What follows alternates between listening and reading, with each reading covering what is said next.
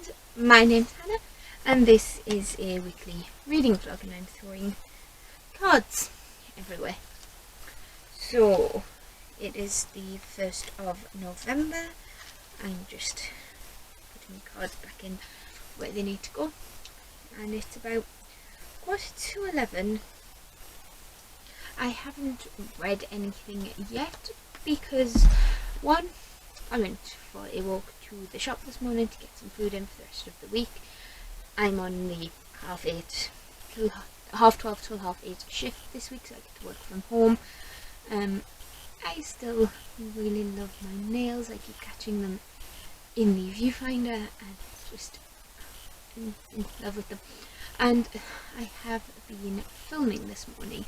I filmed my wrap up, which is this pile of books here, and I also filmed my haul. Yes, I know, it's supposed to be on a book buying ban, but it only was supposed to last until the end of October, which I did, and it's only a little dinky one. It's this pile here. So those videos have been filmed. I will import them and upload them and schedule them at some point this week.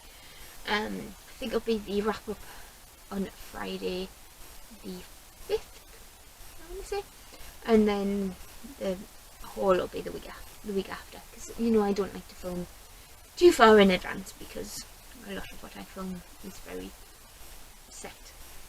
But anyway, so it's the 1st of, like I say, it's the 1st of November, and if you saw last week's vlog, you'll know that I was working my way through Dread Nation. I'd finished it. I gave it 4 stars, my full thoughts, and more of a comprehensive, hopefully, review and wrap up will be in the wrap up video, and I don't want to repeat myself. And then I also read the Whitby Witches, which is this little cute, this spooky middle grade that was a good fun time that I started and finished in a couple of hours. So that got 4 stars as well, and again my full thoughts and feelings are in the wrap up that I have just filmed, so there's that. So first things first, I have to put the books away and set up the trolley for November's books. So here we are, and I need to put my Dreamcatcher back on the wall where my calendar is. So I think that's the first order of business.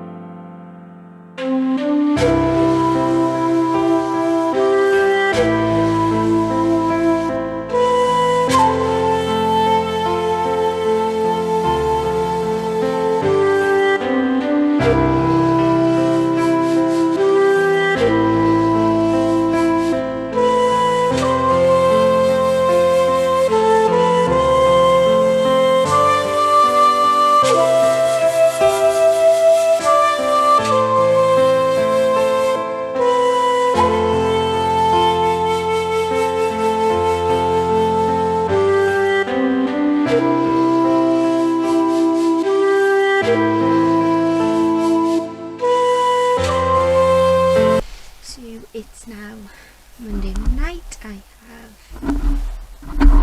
just finished work and I have fluff on the microphone, and because today was slow, I started and finished Love, Simon by Becky Albertalli. It was cute. I gave it 4 stars. I thought it was really quick read, very cute. I don't know what else to say, it was cute. And I did enjoy the story of Simon and how he came to terms with his identity, and then I like how the story just kept it just sort of jumped in feet first. There wasn't much build up, and I like stories like that when they're done right and you learn about the characters as you go. So I got 4 stars. and then I started Kate Moss's The City of Tears. This is the sequel to The Burning Chambers, which follows Manu in the 1500s.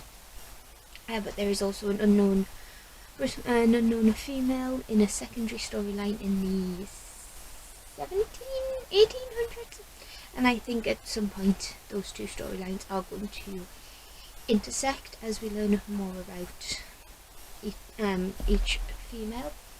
So that's the plans, and I finished work, so I think I'm just going to chill, read, whatever, until bedtime. So it's Tuesday. No, I haven't finished the 500-page book. This much in, I'm on chapter 21, which is page 134, and I am flying through it for a book of that size and an adult book for me, I would say. And I'm absolutely loving being back in this world. It is 1500s France, and I just love that atmosphere, and it is just incredible.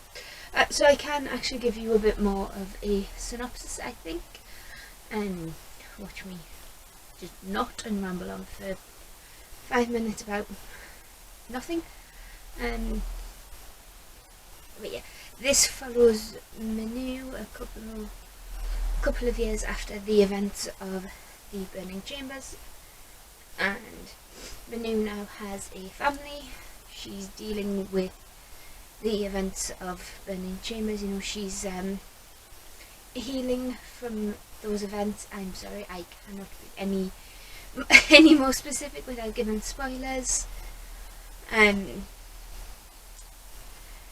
When she and her husband Piet are invited to go to the princess.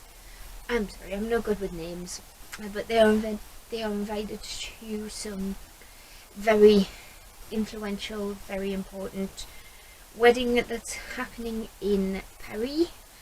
I believe it is a royal wedding, but it is a political marriage, because it has been arranged to try and stop the conflicts between the Huguenots and the Protestants, I want to say. It's basically the Catholic and Protestant argument that's been going on for all time, since the Tudor times in England, I believe. So in other countries it may be different, but that's my understanding of that. So they are off to that. However, there is an assassin who is trying to, which we don't really know anything about. All we know is that he is trying to kill Manu, and his name is Michael. That's all we know about him. But there are different storylines being weaved in together to create this rich tapestry, which Moss does very well, in my opinion. She does it in Burning Chambers. She also does it in the Languedoc trilogy, which is Labyrinth, Sepulchre and Citadel. And there is actually a little Easter egg, a little nod to some of the events of Labyrinth, I think, in this book. It's like a little line, and she references it with a footnote, so that's quite cool. I think that's just it for this update. I am still really enjoying it. I'm just going to work my way through it, I think. How many chapters does this have? It has 97 chapters and an epilogue, so 98. And I'm on 27, I think I said. So, 21. Pushing myself forward. So yeah, got a bit of a way to go with that one. I quite like this hair, and I think it looks quite different for me. But it will end up coming down at some point, because I think it will give me a headache. But yeah, just two little half ponytails here, and then the rest just down. I think it makes me look like I've got more hair than I have. Don't know what it looks like from the back though, but we'll just move on. And that's it for this update. I'll probably just come back to you later if anything interesting happens. So I think that's it for now. So it's Wednesday. I've just finished work and I have two lots of updates for you. First update is actually from this morning, or last night technically. Do you remember the City of Tears? The big 541 page book I was reading. I finished it, and to nobody's surprise, because I read it that quick, I gave it 5 stars. I did give a brief synopsis about that one, but obviously it was very vague and brief because it is a sequel. Then I started reading Take a Hint by Danny Brown by Talia Hibbert. This is the sequel to Get a Life, Chloe Brown, and because I read it in like over 2 days, I started it last night and finished it today. Again, I got 5 stars. I absolutely adore Zaf, he's so cute. But this follows Danny, or Danica. She's the middle Brown sister. She knows what she wants: professional success, academic renown, and she doesn't really do the friends with she doesn't do relationships. She asks the universe for the perfect friend with benefits, and Sophia comes into her life. He's already there. He's a brooding security guard that Danny and Sophia have a bit of banter with anyway, but he rescues her during a fire drill gone wrong, and the video, someone catches a video of that and it goes viral with the hashtag of Dr. Rugby. So Danny, and because Zaf needs the publicity for his charity work, he's begging Danny to play along. So Danny's plan is simple. They do a fake dating and we all know how that ends. So that got 5 stars. And now I need to decide what to read next. I'm not sure if I want to read Eve Brown, because that is on the TBR for this month, or if I just want to leave that because it is the last in the series and I want to leave this for as long as I possibly can because it's just so good. But yeah, that's it for this update. I'll probably come back to you tomorrow with an update on what I'm reading, and yeah, it's the 3rd of November and I'm on 3 books. I'm reading a book a day, and City of Tears was not a short book. I mean, Love, Simon was fairly short, but yeah, 3 books down. It's the 3rd of November. Let's not jinx this, and I'm going to go. It's Friday and I am sitting on the floor because I have been tidying and I can't be bothered to move, and I also can't be bothered to put the camera on the tripod, so you'll just have to deal with the shaky. So when did I last update you? I think it was Tuesday or Wednesday, I think. I did mean to update yesterday, but I got distracted by various things, as we always do. So I've started reading Iron Gold by Pierce Brown. Just under halfway, I would say, and these are long chapters and the writing is a little bit dense in places, so it is taking a while to get through. I can't really talk too much about this one because it is the 4th in the Red Rising series. It's the start of a new trilogy, so we are getting some new characters, and I have a feeling that we shouldn't get attached to any of them because after the events of the first trilogy, which was Red Rising, Golden Sun, Morning Star, he killed off a lot of people. I think Pierce Brown has been taking advice from George R.R. Martin. make you care about these characters, and then kill them off. Because we love that for our characters as readers, don't we? But anyway, so basically the overall idea of Red Rising is that we follow Darrow, who is a red, basically the lowest of the low, because the caste system in this is based on colour, and him and the rest of his family clan are on Mars, and they have been told that they are mining for helium or Helios 3 to try and terraform Mars, and they are happy in their life because they know they are doing a service. However, Darrow's wife Io doesn't believe this. She thinks the Reds should have more, and she essentially martyrs herself for the cause, knowing that Darrow will avenge her. And Darrow is popular amongst the rest of his clan. People follow him, they listen to him, and she knows that if she dies, he will take up her cause. And so that happens.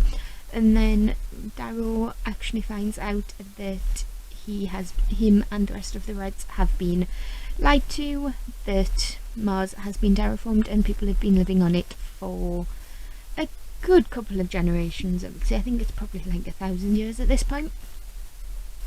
So he decides to take down the Golds, who are the top, from the inside out. The first trilogy is basically him learning his place, doing that, and then in the latest trilogy we pick up with it when Darrow is in his 40s, I think, and there are a whole other cast of characters with a new plot coming into it, and I am enjoying it. The world seems a lot more expansive in this trilogy, as it should be, because Darrow travels a lot, has travelled throughout the last 3 and a bit books, and he has grown as a character. I'm gonna have to switch, my arm's stuck. So yeah, I am enjoying it, but the writing is very hard to read.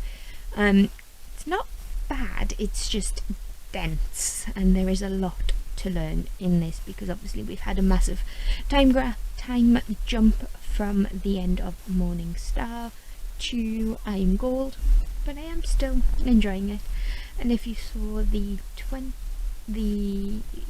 video I did a while ago of my series I have to finish, and then my reacting to, you'll know that this is on that list, and so I'm getting through it. And I think that's it for this update, because I don't really have anything else to tell you. I'm just waiting on my fairyloot box, and then I can unbox that whenever it gets here. And I start work at 12:30, as I have all this week, and it's about 11:30 now, so I'm going to love you and leave you and speak to you later. Okay, so still Friday, just finished work, I just had some tea, and earlier this afternoon my fairyloot box came. As you can see, I have already opened this. I don't care. So we'll just find the spoiler card, which is just here. This month's theme was Broken Hearts, so we'll just hide that until last, and then we'll dive right in. So there was a blanket. I think I've got this upside down. No, I haven't. And this is a very soft blanket. It's so soft. I think, honestly, really soft. And it is Kingdom of the Wicked inspired, and it was designed by, where did I put the spoiler card? There it is.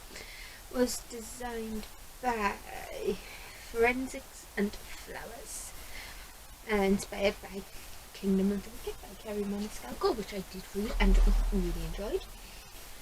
There is an item missing from this box, which is why this box is delayed. The fairyloot team decided just to ship the item out in next month's box, which I pay for by myself, so I'll probably end up getting it anyway. So Next up, we have this box, which is an Addy trinket tray designed by Oz28. I can get it out. Oh, I don't like bubble wrap. And this is it. And I believe, yep, this is a new collectible item. Each trinket dish in this new collection will feature characters delivered by @Oz28. We hope you love it and cannot wait for you to see the next one. Do you like trinket trays? They do come in handy for things until I knock them off the desk and everything goes flying. So the next we'll do these first. We'll do the tarot cards because they aren't related to the book. And it's stuck. We have the tarot cards. These are designed by @Igions and feature Tarasai and Deo from Raybearer.